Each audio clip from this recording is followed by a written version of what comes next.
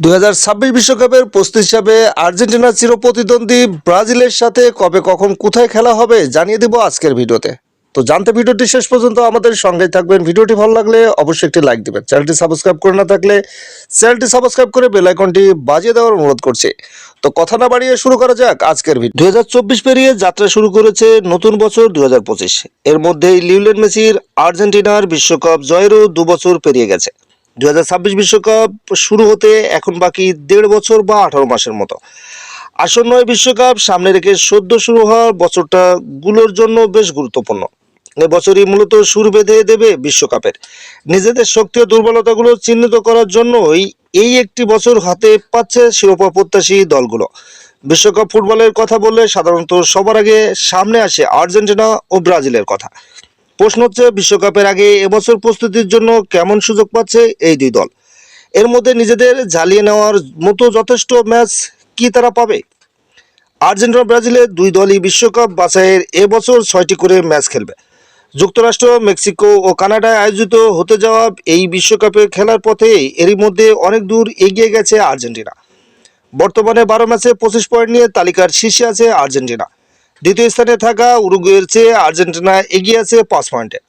ফলে আর্জেন্টিনার জন্য চ্যালেঞ্জটা যতটা না বিশ্বকাপের টিকিট পাওয়া, তার চেয়ে বেশি ছন্দ ধরে রেখে এগিয়ে যাওয়ার। শীর্ষে থাকলেও বছরের শেষ ভাগে ধুঁকতে দেখা গেছে লিওনেল স্কালোনির দলকে। শেষ 5 ম্যাচে 2টিতে জিতলেও হেরেছে 2 ম্যাচে এবং অন্যটিতে ড্র করেছে। পাশাপাশি ফিট অবস্থায় মেসিকে দলের সঙ্গে পাওয়ার বিষয়টিও আছে।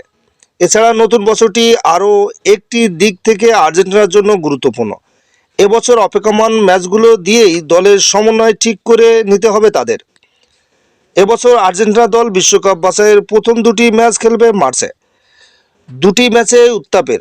20 মার্চ উরুগুয়ের মুখোমুখি হওয়ার পর 25 মার্চ খেলবে চিরপ্রতিদ্বন্দ্বী ব্রাজিলের বিপক্ষে। মহাপরীক্ষার এই 2 ম্যাচ জিতে বছরটা আর্জেন্টিনা ভালোভাবে শুরু করতে পারে কিনা সেটাই এখন দেখার অপেক্ষা। মার্চের পর আর্জেন্টিনা পরের 2টি ম্যাচ খেলবে জুনে। সেই 2 ম্যাচে তাদের প্রতিপক্ষ চিলি ও কলম্বিয়া। আর সেপ্টেম্বরে বিশ্বকাপ বাছাইয়ের শেষ 2টি ম্যাচ আর্জেন্টিনা খেলবে ভেনেজুয়েলা, ইকুয়েডরের বিপক্ষে। বিশ্বকাপ বাছাইয়ের ম্যাচ ছাড়াও অক্টোবর ও নভেম্বরে প্রীতি ম্যাচ খেলার সুযোগ পাবে বিশ্ব চ্যাম্পিয়নরা। যদিও সেই ম্যাচগুলোর প্রতিপক্ষ স্থানকাল এখনও নির্ধারিত নয়। আর্জেন্টিনার অবশ্য এবছর আরেকটি শিরোপা লড়াইয়ে নামার কথা রয়েছে। ফিনালিসিমা, সে ম্যাচে কোপা আমেরিকার চ্যাম্পিয়ন আর্জেন্টিনার মুখোমুখি হবে ইউরো চ্যাম্পিয়ন স্পেনের। ঠাসা সুসির কারণে এবছর দিনক্ষণ এখনও ঠিক হয়নি। এই প্রতিযোগিতার বর্তমান চ্যাম্পিয়নও অবশ্য আর্জেন্টিনা। 2022 সালে অলিম্পিয়াতে ইতালিকে হারিয়ে শিরোপা জিতেছিল তারা। বিশ্বকাপে 1.5 বছর বাকি থাকলেও ব্রাজিলের অবস্থা মোটেও ভালো নয়। একের পর এক ব্যর্থতার দলটি এখন ঐতিহ্যর কলঙ্কে পরিণত হয়েছে। কাতার বিশ্বকাপের কোয়ার্টার ফাইনাল থেকে বিদায় নেওয়া দলটি 2 বছর ধরে মারাত্মক ভুগেছে। এমনকি আগের নিয়ম বিশ্বকাপ হলে বাছাই পর্বে উত্তরণই চ্যালেঞ্জিং হতে পারত দলটির জন্য। বিশ্বকাপ বাছাইয়ের পয়েন্ট তালিকায় বর্তমানে ব্রাজিলের অবস্থান 5 নম্বরে। 12 ম্যাচে 5 জয়, 3 ড্র, 4 হারে তাদের পয়েন্ট 18। এমন পরিস্থিতিতে বিশ্বকাপ খেলা নিয়ে তেমন কোনো শঙ্কা না থাকলেও প্রস্তুতি নিয়ে যথেষ্ট প্রশ্ন আছে। দরিভাল জুনিয়রের অধীনে শুরুটা ভালো করলেও দ্রুতই পথ হারায় 5 বারের বিশ্ব চ্যাম্পিয়নরা। কোপা আমেরিকা থেকেও বিদায় নিতে হয়েছে বাজেভাবে। এখন সব ব্যর্থতা ভুলতে এবছর পাখির চোখ করতে হবে দলটিকে। বিশ্বকাপ বাছাইয়ের বাকি 6 ম্যাচ দিয়ে ছন্দে ফেরার পাশাপাশি দলের সমন্বয় ঠিক করতে হবে তাদের। দলে তারকার অভাব না থাকলেও সবার সেরাটা বের করে অন্যান্যটায় দলিভারের জন্য বড় চ্যালেঞ্জ। আর্জেন্টিনার মতো ব্রাজিলও বিশ্বকাপ বাছাইয়ের প্রথম 2টি ম্যাচ খেলবে মার্চে।